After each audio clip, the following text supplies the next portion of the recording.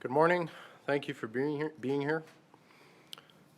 I will be providing you with an update on the Bruce McArthur investigation, where we have been, where we are now, and where we are going. As you know, on January the 18th, Bruce McArthur was arrested and charged with 2 counts of first-degree murder in relation to the deaths of Salim Essen and Andrew Kinsman. Since then, we have continued our investigation, including searches of numerous properties associated to Mr. McArthur, a review of material evidence, and interviews with dozens of people, many of whom have come forward to us.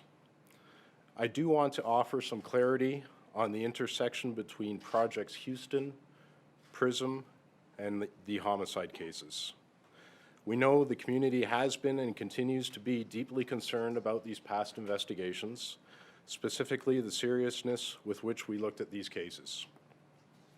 Houston, which ran from November of 2012 until April of 2014, identified 3 missing persons from the gay village and took thorough steps to try and locate 40-year-old Skanda Navaratnam, who was last seen on September 6, 2010 in the area of Church and Wellesley, 42-year-old Abdul Basir Faizi, otherwise known as Basir, who was reported missing to Peel Regional Police on December 29th of 2010. He was last seen in the area of Church and Wellesley. And 58-year-old Majid Kayhan, also known as Hamid, who was last seen on October 14th, 2012, and was known to frequent the area of Church and Wellesley.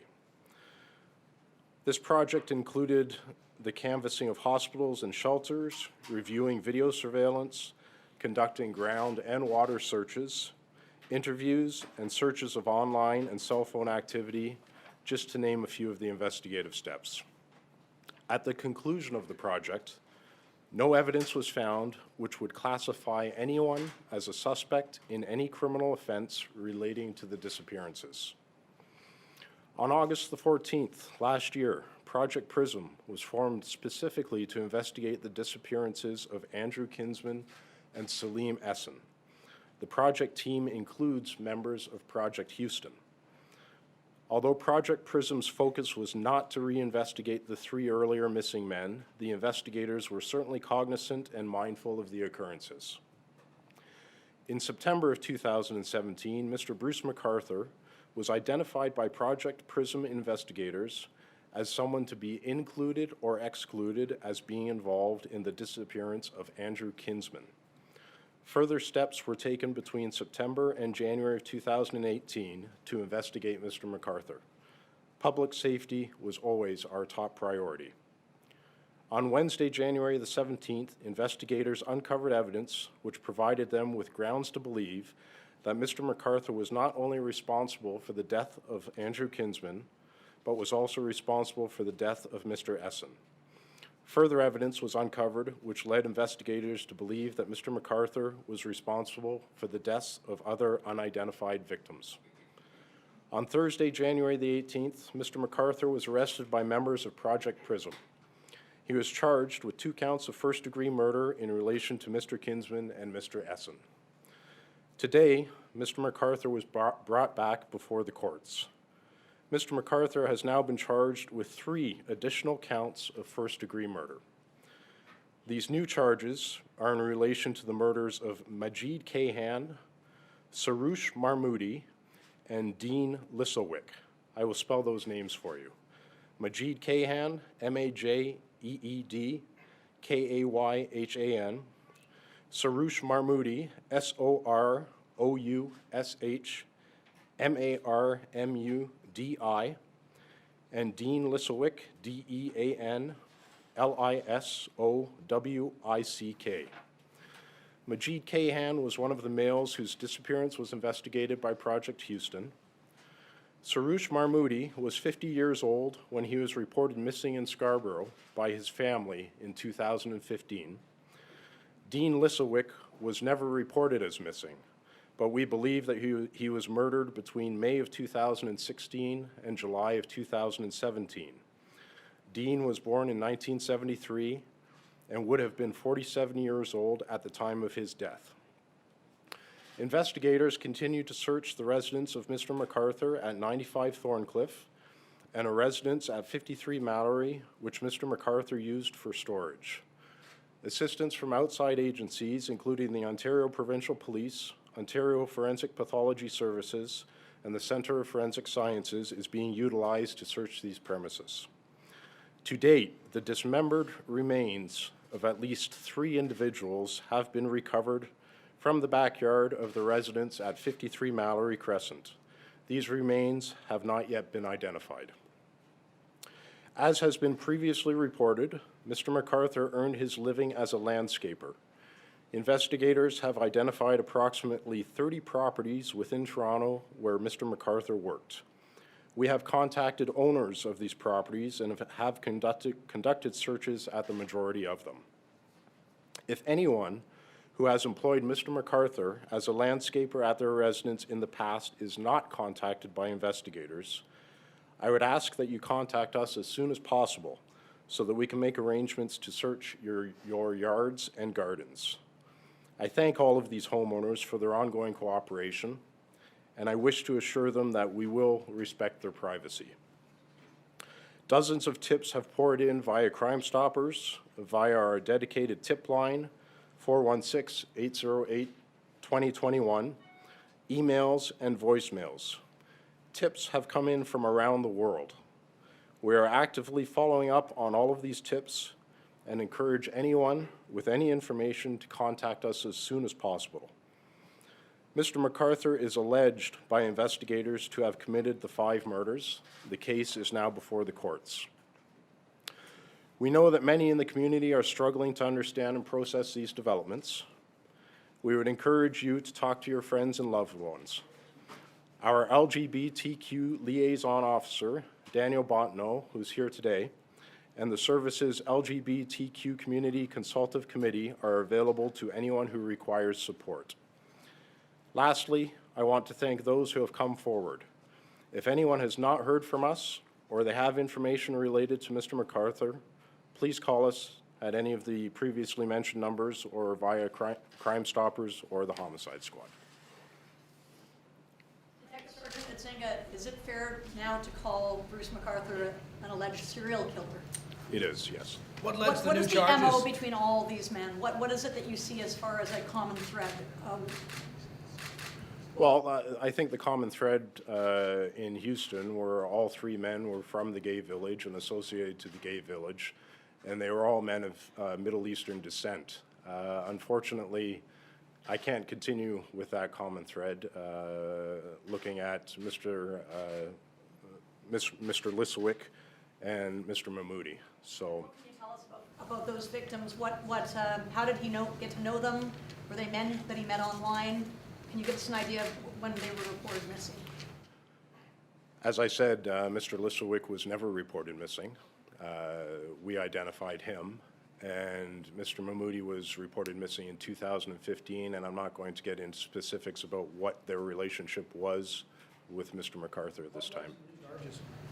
Sorry? What was it led to the new charges? Well, as I stated a week and a half ago, we had some evidence of further victims, and once we identified those victims, we laid the charges. What's that evidence? I can't get into specifics of that. Detective, you already have 5 counts of first-degree murder here. Is the police's belief, detectives' belief, that there could be even more beyond this, and do you have any sort of idea as to how many more there could be? If there is more? We do believe there are more, and I have no idea how many more there are going to be. You said that those remains were unidentified, the 3 people that you found. Are you saying that those are people apart from these 5 victims? We don't know that yet. Is your So investigation... if you could explain, sorry, so they could be belonging to these, why can they not be identified? They can't be identified because there are skeletal remains, and they have been dismembered, so we have to wait for DNA tests, and we have to get DNA tests from the people who are outstanding and their family members before we can identify those remains. Does this investigation now lead away from the gay community?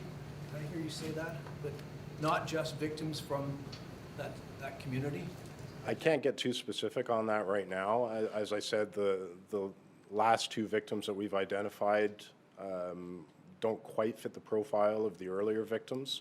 So, and as I've said, we don't know how many more victims there are going to be, but it certainly encompasses more than the gay community. It encompasses the city of Toronto. Where do you go then from here?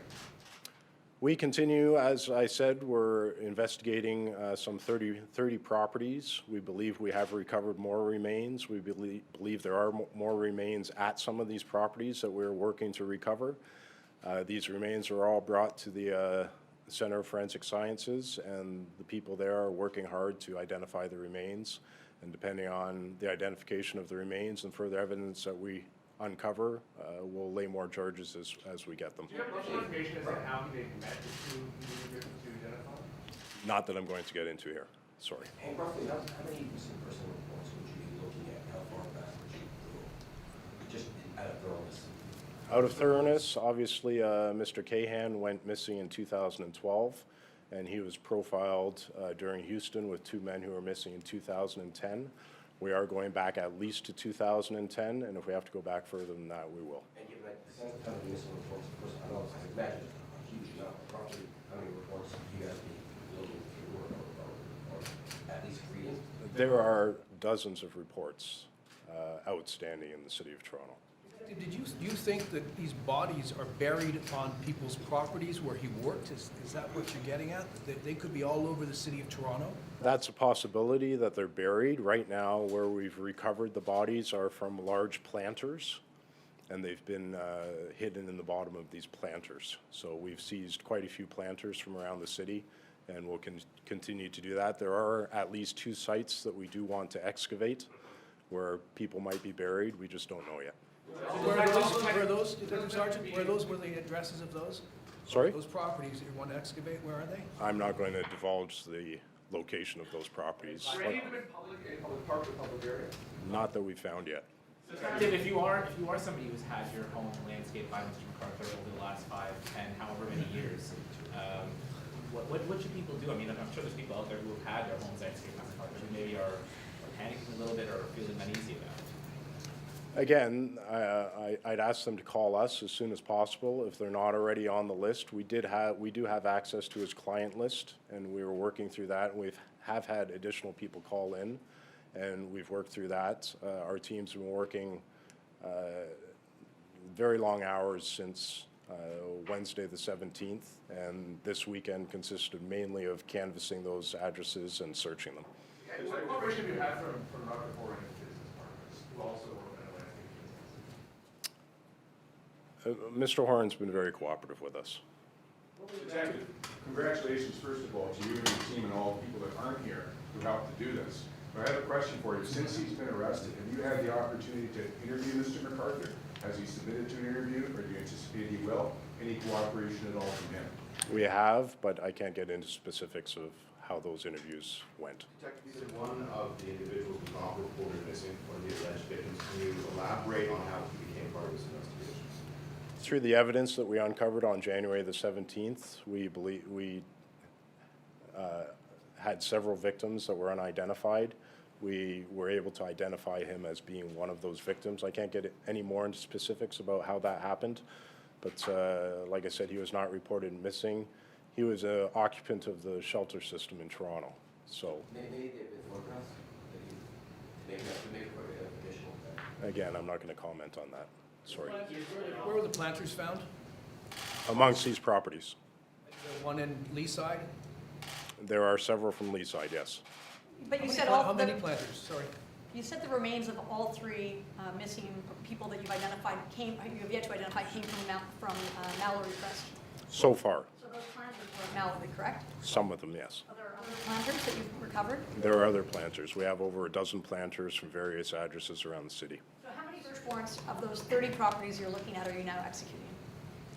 We've gone with consent on all of these properties. The homeowners have been very good and understanding, and like I said, we're in the neighborhood of 30 properties. Would you expand your investigation of his jurisdiction and the rest of missing people as well? Absolutely, yes. How far would you expand this? Well, we're cognizant of people who may be reported by families where they might not know that the people frequent the village in Toronto. So they could come from anywhere in the GTA.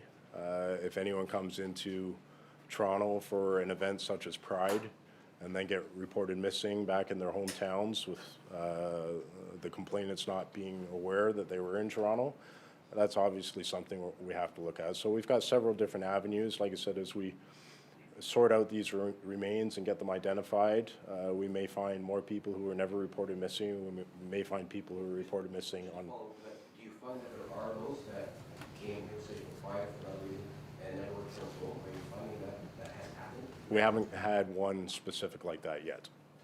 Detective, in terms of, there are lots of scenes looking for bodies. Is his apartment that you have searched, would that be the location where you believe that most of the crimes were committed, where the bodies were killed, where the people were killed?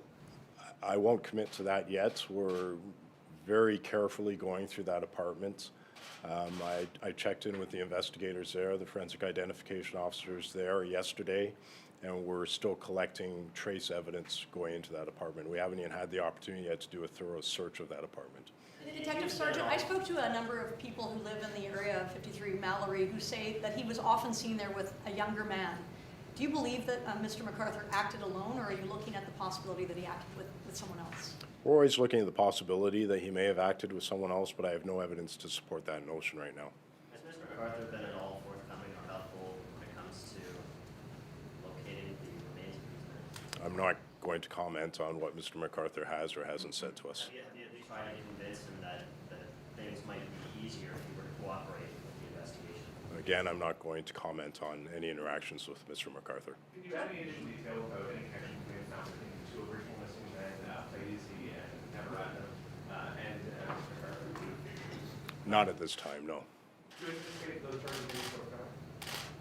If we can establish that they were the victims of murder on the part of Mr. McArthur, then charges will be laid, yes. Just a point of clarification, Detective. You said that Mr. McArthur didn't become a suspect until September.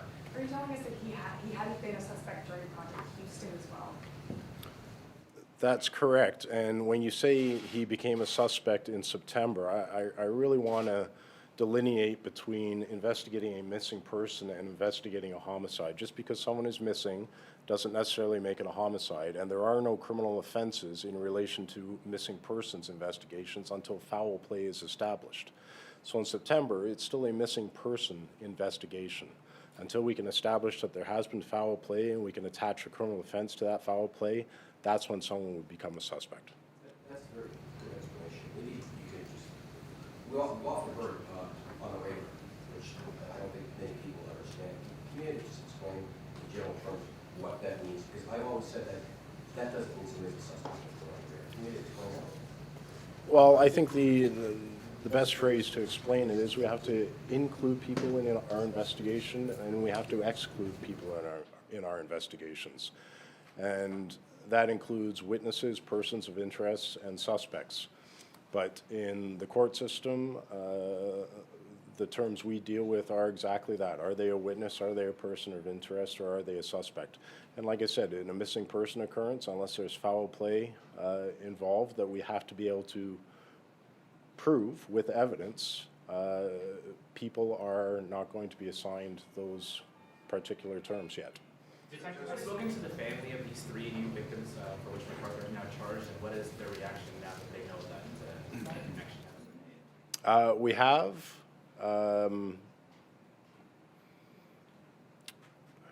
You know, all of the families are, of course, shocked, not just these three, but the earlier two as well.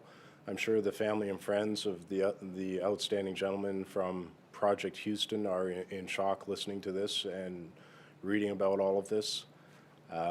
We have a lot of support services in place for these people, and without getting too much into specifics, I'm very thankful to them for their help and cooperation and understanding during this investigation. 2 more questions? What has this case been like for investigators to be going through all of this?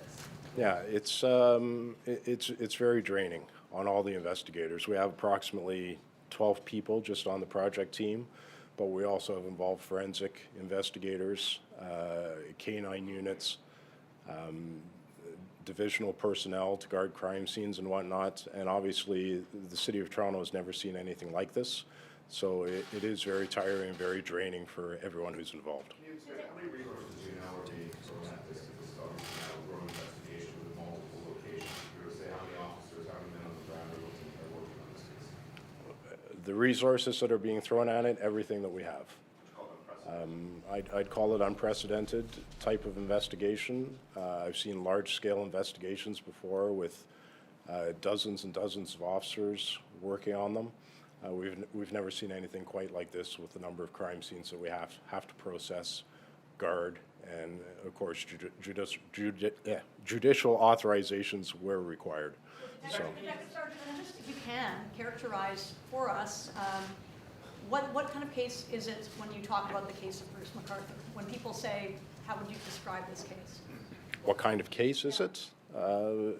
It's a serial killer, alleged serial killer, and he's taken some steps to cover his tracks, and we have to uncover these victims and identify these victims, and hopefully get some good news or some closing news to the families of these victims. How many years back did we first go? Our earliest are down 2012. Do you think it goes back further? That's something we're definitely looking at, yes. Is this going to be worse than the Picton case? Sorry? Is this going to be worse than the Picton case? I don't know that yet. Can you just go back to what you were commenting on a couple of questions ago about the officers that you have involved in this case? Obviously, it's very graphic. There's dismembered bodies, lots of remains. What are your officers going through? Or, you know, I mean, I know you guys have a system set up to deal with things like that in terms of counseling and that kind of thing, but it sounds like it's something that is very trying for the officers who are doing this. They're seeing things that are very upsetting. Yes, obviously, and you're dealing with a profound sense of pride in bringing closure to this case, but also you've got everything scattered at your feet that you have to uncover and deal with. So it's very tough for the officers involved.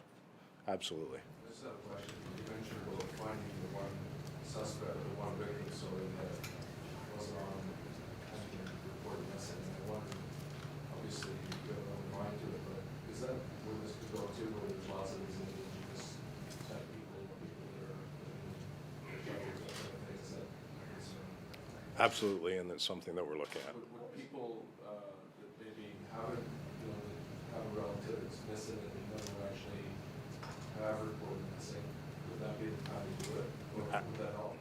Absolutely. If anyone finds themselves in that situation, please call your local police division and get that report filed as soon as you can.